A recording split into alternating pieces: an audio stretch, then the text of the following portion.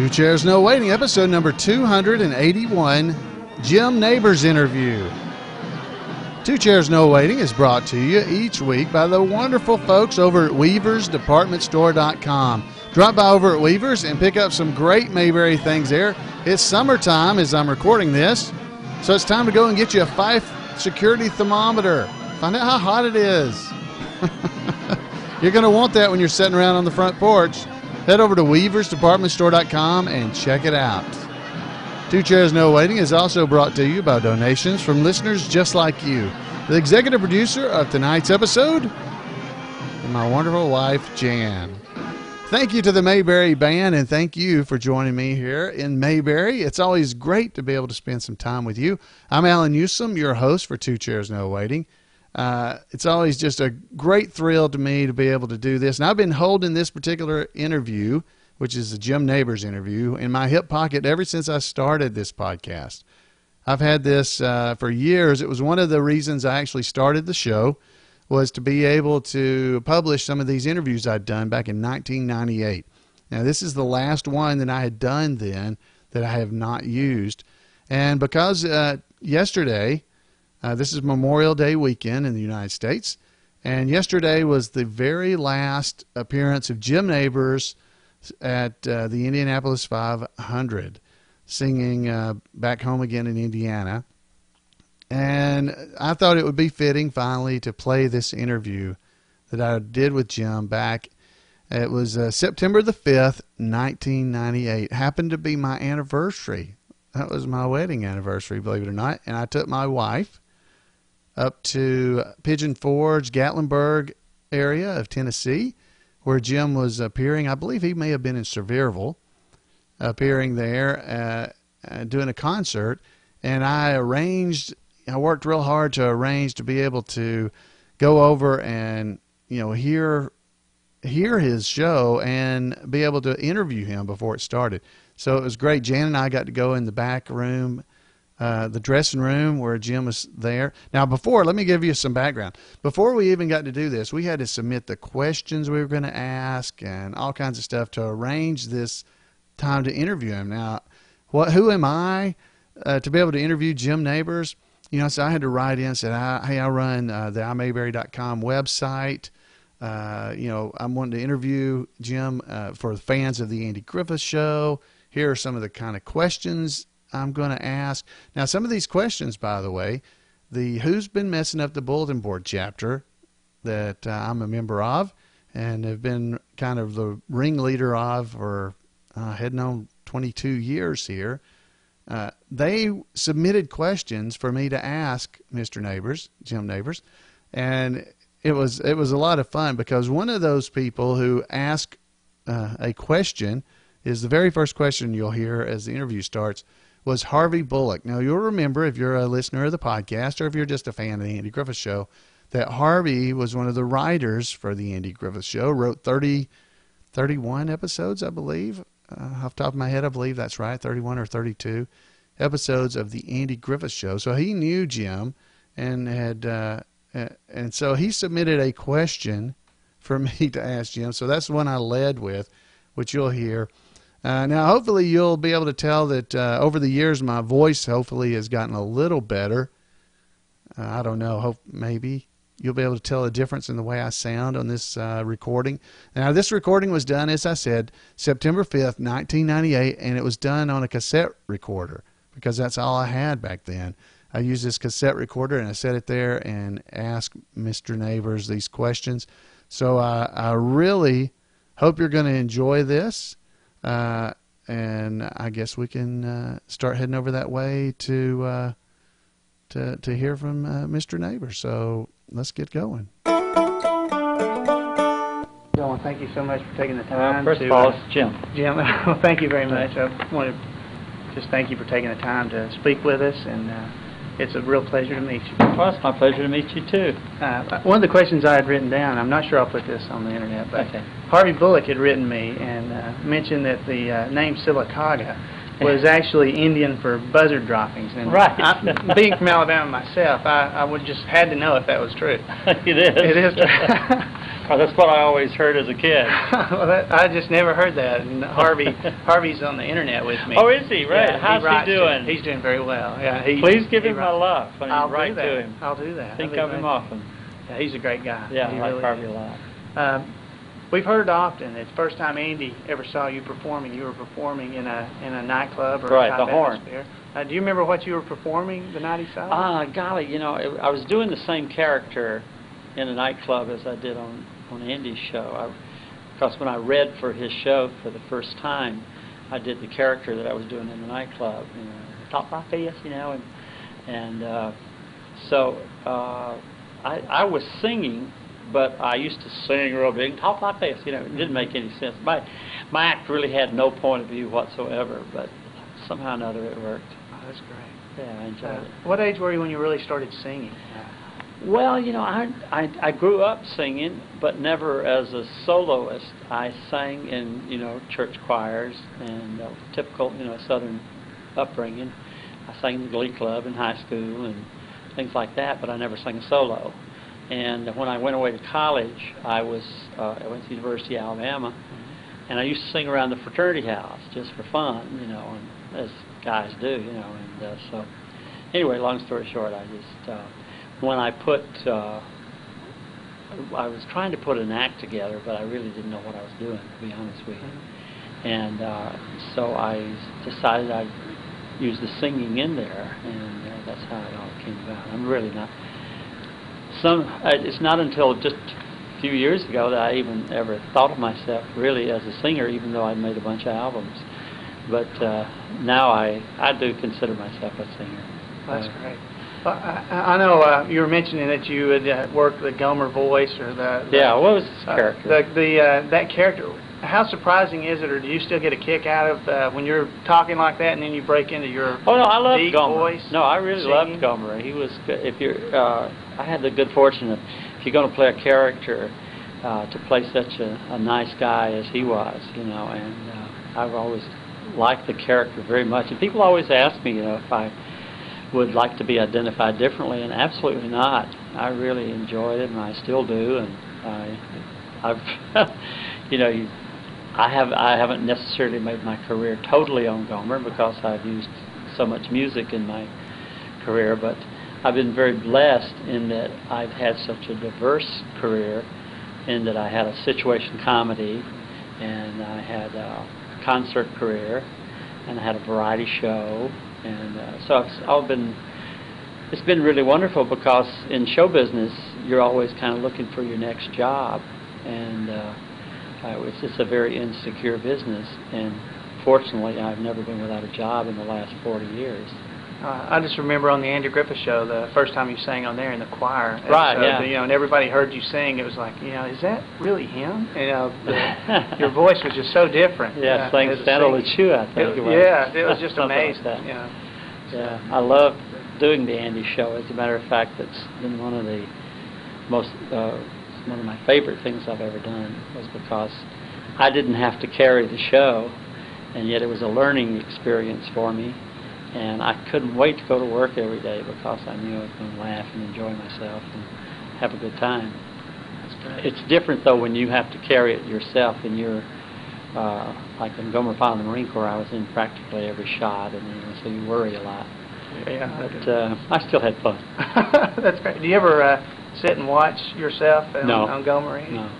I never have. I most don't of the watched actors myself. I've talked to say that. They don't Well, really like to you watch. never see yourself as other people see you. That's right. And so I have never really, I kind of, you know, get embarrassed. I don't know what it is if I see myself. Did you have a memorable character or an actor that was on the Andy Griffith Show or Gomer Pyle that really... Oh, all of them. You Without exception, all of them. It was one of the best ensemble groups that has ever been on television, was the Andy Griffith Show. It was, Andy was secure enough as a performer in his own right that he'd give each one of us, let us go with whatever we could do, you know, and of course it was hard for me to not laugh when I'd do a scene with Don sometimes, because he was so hysterical, and he used to break me up, and I was supposed to be standing there looking kind of dumb, you know, and And I'd always start grinning, and then the director would say, "Don't do that, don't do that." I said, "Oh, sorry, can't help it." Well, one of the questions we get asked sometimes, where did Shazam? We know it's from Marvel Comics. Right. Well, I used to read. I threw it in one day when we were fooling around with the scripts, and that's one of the things that Gomer would say, and Shazam, you know, because he was such a fan of Captain Marvel too, you know, and I thought it was cute. Oh yeah. Well, people say it all the time now. You know, you'll hear Shazam. You know, just about everywhere. Actually, you know, I was playing Trivia Pursuit one time, and I was really thought it was kind of funny that one of the questions in Trivia Pursuit, they said, "What does Gomer say?" You know, and I would have missed it because I would have said "Golly," and instead it was Shazam. That's great. And then that was the answer in Trivia Pursuit. That's great. Well, in your opinion, what do you think Gomer is doing today? Is he still at the gas station? You know, or I would imagine he went back home, and he probably. I have all kinds of fantasies about that. You know, I've thought about it often. He might have gone into politics, you know, or he might still be running the filling station, or he, you know, or things like that, you know. But he always wanted to do something so much good that I, you know, thought maybe accidentally got into politics. And that'd be a good show there. You could run for sheriff. Yeah. We could bring it back. Did you keep any keepsakes from the, I guess the Andy Griffith Show or Gomer Pyle, either one? No, just my uniform, and which I gave to a museum in Alabama. Mm-hmm. Yeah, we haven't got to go to that yet, but we're planning. It wasn't my museum; it was the Alabama music thing. I think. Muscle Shoals. Are you ever able to visit any of the cast members, or do you stay in touch with cast members? I talk to Andy occasionally, and as a matter of fact, Don and I just worked together recently up in Ohio, which was good fun. I hadn't seen him in a long time. Well, it's been about 4.5 years since I've seen Don. 4 or 5 years, something like that. One question I get asked a lot on the internet is your health. How are you feeling? I'm doing really well. I can't encourage people enough to be organ donors. It certainly saved my life, gave me a few more years, and I've been totally blessed by the good Lord that I could be here. And because we got down to the wire, I didn't have very long there at the last.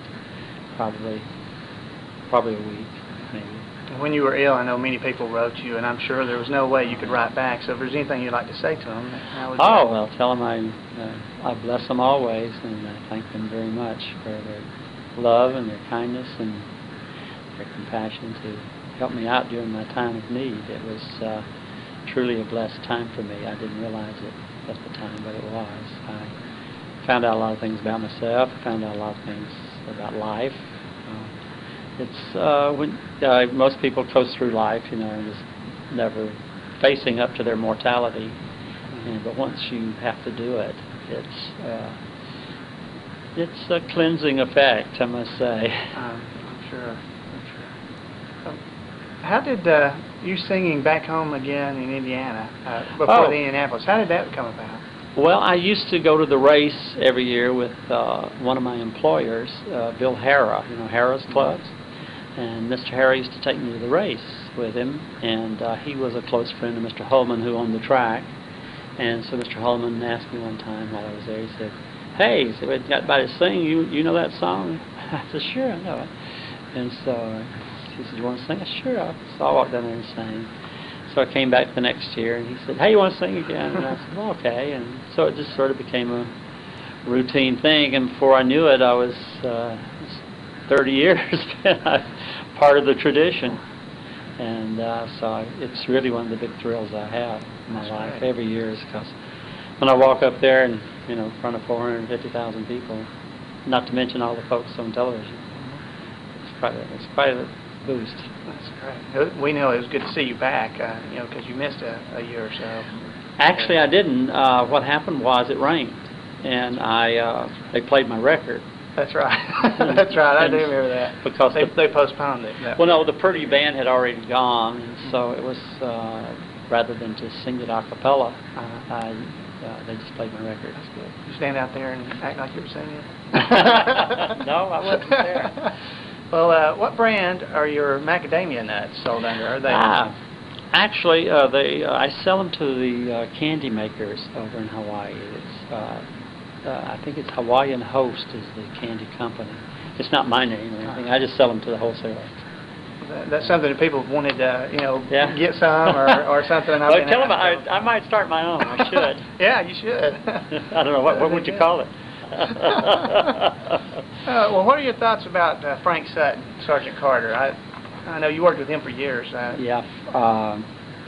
Well, Frank was a fantastic man. He was as gifted an actor as I've ever known. His life was cut far too short. He was only 50 when he died, but he all the years we worked together, and we had developed a really great and healthy respect for one another and cared about one another very much. And haven't seen his family in years, but Frank, I have very, very fond memories of him, and he was a great guy. What do you think has made the Andy Griffith Show stay around all these years? It's really kind of Mayberry to me was kind of a never land. There was never an illness there. There was never war, or there was never fighting or anything like that. And it was sort of the utopia of a small town. I mean, it's only love and fun and the usual characters that we all respond to in our own daily life. And being Southern people. That's right. I always used to laugh because we used to think about Francis, because Andy talked Southern and I talked Southern, and of course everybody else did, but Aunt B was Andy, and they used to break me up, and I said, "Where's she from?" That's right. But I never thought anybody on that show talked funny, but because I talked that way. I adored Aunt B, Frances Bavier. As a matter of fact, I still have the last Christmas card she sent me, and right before she passed away, and it was quite moving to me. What she wrote me on it. That's wonderful. Who was your role model as a vocalist? Did you have anybody that you? Golly, I never had a role model as anything. I was just trying to have fun. And I always sort of fantasized about being a legitimate singer, but I never studied voice or music or anything. And so I just sort of out there, as it were. Well, do you have a favorite type of music that you really like to sing? I like to listen to classical music, mostly. However, I was raised with country music, which I adore, which I really like. And I can't identify with the new hard metal stuff, that's sort of out of my league. I wish I knew more about it or could appreciate it like a lot of the younger people do, but I can't. I don't know why. I can't find the melody. Either. Well, I want to thank you for the time, and it's my pleasure. It's been a pleasure meeting you, and you're as kind as everyone has told me you would be. Well, thank you. So it's really been a pleasure. It's my pleasure. Thank you very much. All right, well, so there we go. That was an interview with Jim Nabors from back in September the 5th, 1998. Wow, the time has passed. And yeah, my voice did sound a little bit different, but it could also be because of the recording equipment, I suppose. But Jim Nabors sounded pretty much like he normally does, so maybe it's just me. But I hope you enjoyed that. That was a great evening for Jan and myself. We had a great time, and Jan back then was a blonde. I have a picture of it I was just looking at. So my wife then was blonde hair. She had blonde hair back then. So that was different. Somebody in the chat room said she was a blonde right out of the bottle. So she has red hair now. I'm not really sure which is right. But I love them both. But it was a great night. We got to sit back there in his dressing room and do this interview with him. He was extremely nice. He signed a couple of autographs for us. It was dream come true to be able to do something like that, because I never expected that.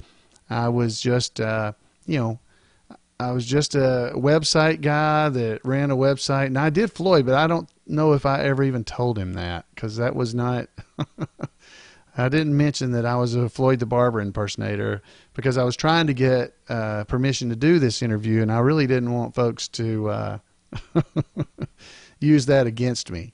Because if you dress up like a barber, I'm not sure if you're taken seriously. But it was a lot of fun, and it was great to be able to have those questions that members of the Who's Been Messing Up the Bulletin Board chapter had submitted. And I hope you really enjoyed that. I'd love to hear your experiences if you ever met Mr. Nabors. And at the beginning of the interview, you'll have heard I said, "Mr. Nabors, it's good to see you." And he said, "It's Jim. And and I'm like, "Okay, Jim." So I avoided saying his name from then on, because I was raised in a way where you don't call people by their first name. "Hey, Chuck," you don't do that. So, and you don't call a rich man by his first name. Yeah. So anyway, I really enjoyed that. I hope you did. And I'd love to hear from you. You can give me a call at 888-684-8415. Or you can drop by twocairsnowaiting.com and leave messages there. It's got the phone number, got the email addresses, and everything right there at twocairsnowaiting.com. So you can go to our Facebook page. It's all right there. Head over to twocairsnowaiting.com and check us out. And folks, I'd love to hear from you, and we'll see you guys next time right here on Two Chairs No Waiting, your Mayberry podcast. Good night, everybody.